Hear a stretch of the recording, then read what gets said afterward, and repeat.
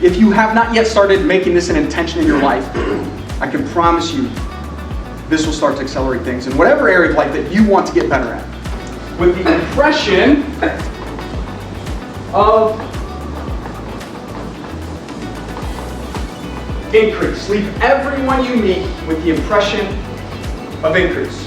Hey, this morning we had JJ Peller do a presentation with the company here. I really enjoyed it. Very positive, uplifting, it was a motivating speech. Just a lot of thought process. The thing I thought about most was that it wasn't stop thinking small and start thinking big.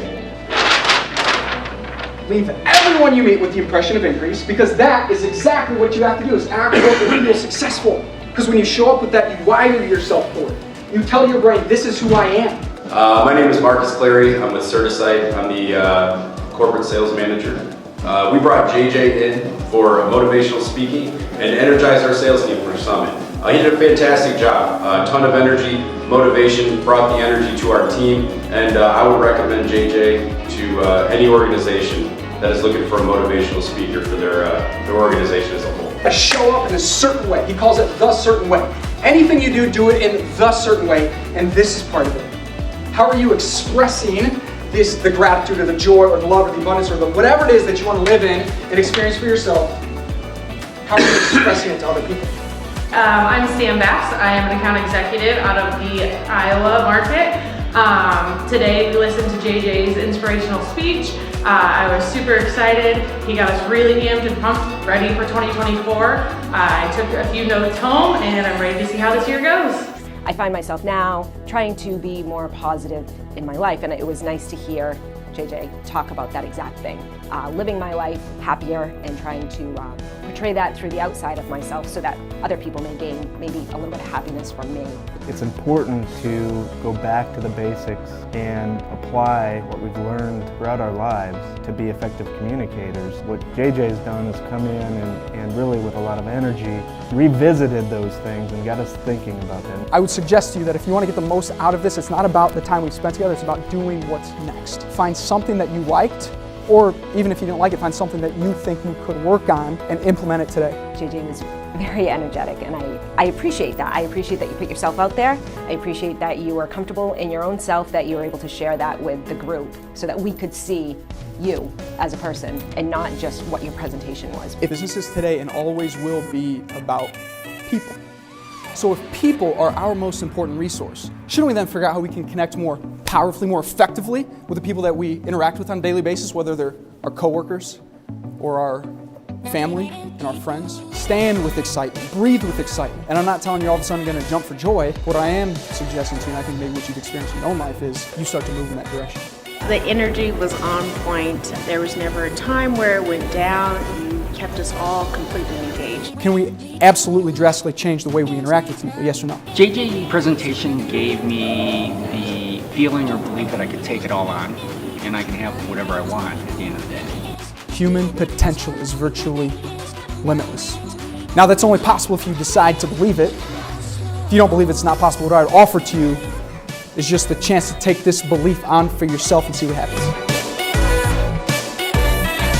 JJ is a wonderful speaker to have who's able to connect with your team and build results and leave your team with a lasting impression that you can then take into your workplace day in and day out and see the results and the magic happen. He really brought the magic today to our team to make sure that we could all leave with something that is tangible and that we all felt inspired and energized and ready to go to work the next day. JJ really made me feel how important I was to my team and how they were important to me and how it takes both me and my team to achieve all of our goals. And I really like the slow clap.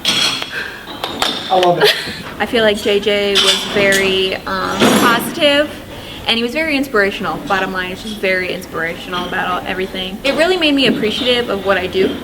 It made me appreciative of the customer service that I provide and better in my sales technique, really, by communicating with people. You feel, one, excited, energetic, you feel confident, just a different approach as to where I'm gonna do things, actually sit down and just reconstruct how I look at some of the goals that I'm trying to accomplish and just go after them in a more positive way. JJ was awesome, great energy, and kept everyone engaged and energized. I feel great, great energy. I feel enthusiastic about some of these things I'm going to take to my businesses, and just looking forward to this new year. Well, JJ does an incredible job of making us realize what's most important, which is people and relationships. JJ does an incredible job of making us realize what is most important. The best quality that JJ has is his passion. JJ's passion for everything that he talks about is so obvious, and at the same time, the time that he puts into perfecting that, the amount of time that he puts into studying and becoming the best version of himself shows how passionate he is. So JJ's passion is certainly the most, the best thing that he portrays. I mean, I'm fired up. I'm pumped. JJ does a great job of that, of getting us excited about what is most important. So for me, I feel great to go home to my life with my family and my friends and my girlfriend, and go home and have a better life. So JJ's done a great job of that for me. Well, if you're somebody who's either run a business, you're in business, or in general just trying to live a better life, more fulfilled life, JJ is somebody you should definitely look at for that. JJ does an incredible job of reminding you what's most important, and he does it at such a passionate level that shows you what is most important in life, which is your relationships with people, going after what you truly want, not being a victim to society and things that people teach you. JJ's mindset is limitless, and he helps you think the same way. So if you're somebody considering working with JJ, it is 100% worth it. I feel like the vibe was great, and it really changed how I'm going to lead. I feel like JJ, brought everyone together, and when he felt like the tone was down, he got everyone up again. This doesn't usually happen naturally, so you have to decide that this is something you want to do. Use the QCT. But your quick curiosity trigger is this: when you start to feel that negative emotion because of the way somebody says something to you or the words that they use, that feeling, that immediate gut feeling of anger, frustration, has to be triggered into one word: interesting. Feeling of negative feeling is triggered into interesting. Now, this can be out loud. You can say it to the person, interesting. Or you can say it in your own head, interesting, before you respond. Promise you, just like Jerry experienced, you will definitely increase your confidence. And when your confidence increases, you become in a better position to deliver that message. I mean, you saw it from the group. You all felt it as individuals watching and observing Jerry. So now I want us to jump into teamwork, our last component here. We touched on how we have to understand communication within the context of the team environment, right? Because we know we can use these skills, we can get our confidence up by using our physiology, our tonality, we can understand people's maps of the world. But then, how do we use this? We have to understand that in any given situation with our team, this is where we bring our communication skills, ideas, philosophies into work. Literally into work, by using them with your team here, with your clients that are part of your teams when you're trying to accomplish a result, also with your family teams, with your social teams, the people you hang out with. And I like to call it the team of one, because aren't you your own team many times too? I mean, I don't know about you, but I got at least 2 or 3 team members up here going, yeah, you can do it. No, you son of a gun, there's no chance you can make it happen. Right? We all have our team of one. If we can utilize this in any of these ideas of more effective words, tonality, physiology, in any setting of team, we can become more effective at producing our results. Isn't it true then that if we're spending so much time at work with our family here, that we should really also understand their goals, their personal desires? And I don't just say that from the standpoint of, yeah, let's be caring for teammates, but I say that from the standpoint that when you know somebody else's goal, you know someone else's target, their 4-minute mile that they want to go after and make happen, you can work much more productively. Because number one, you know it's driving that person, and number two, you have a better opportunity to work from their map of the world. So yes, I believe it makes sense from the standpoint of just caring for the people around you, but also from the standpoint of becoming much more productive in your given work environment. What weighting does each of these components have in a given interaction with another individual? What's your guess on words? Out of 100, these add up to 100%. It's not a trick question. Guess as to what words make up. What percentage? Tell me. 10? Who said 10? 10? Who said 30? 30? Who said something else? Can I get 8, 9, 10, 11, 15? Okay. 7%. His study found that words make up 7% of our ability to effectively communicate a message of feelings or emotions to another individual. We'll talk more about that here in a minute. First, let's round out our numbers. What does tonality play?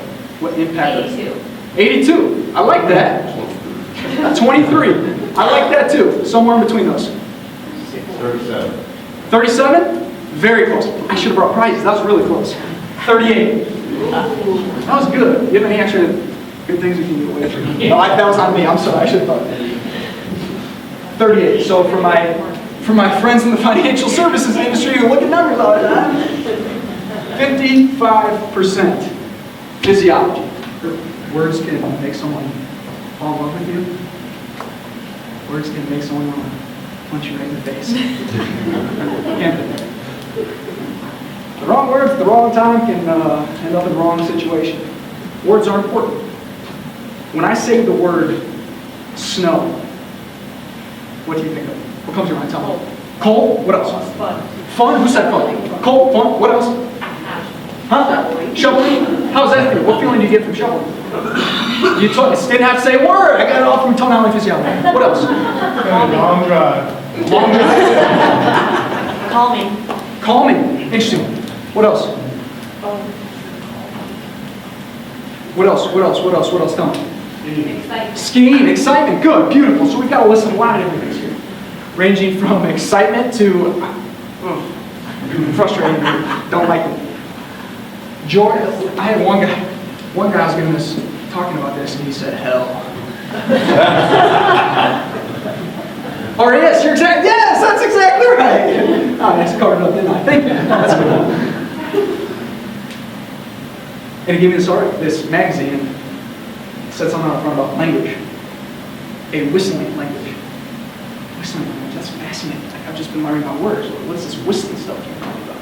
So I flip over to the article, and apparently, there are still cultures of people around the world, smaller groups of people, but they have a language in whistling. So literally they can call to their neighbor and invite them to breakfast and ask them what they want to have to eat and drink and what time they'll be over with a whistle. With a whistle. Isn't that fascinating?